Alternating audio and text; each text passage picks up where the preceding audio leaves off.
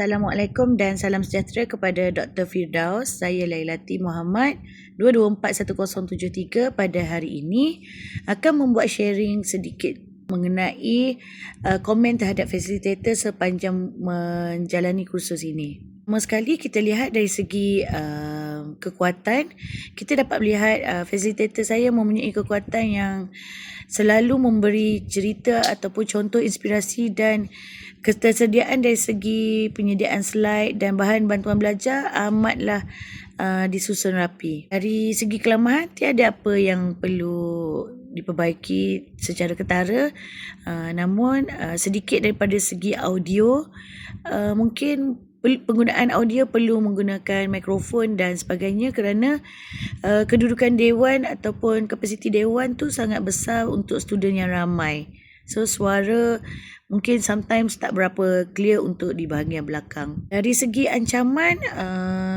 sedikit mungkin fasilitator menghadapi kekangan masa yang memerlukan komitmen luar, mungkin menghadiri mesyuarat dan sebagainya yang terpaksa membatalkan kelas dan sebagainya dengan menggantikan kelas online dan sebagainya. Daripada segi peluang yang ada, mungkin fasilitator boleh explore dengan lebih banyak penggunaan teknologi yang berkembang pesat sekarang, iaitu boleh melibatkan mungkin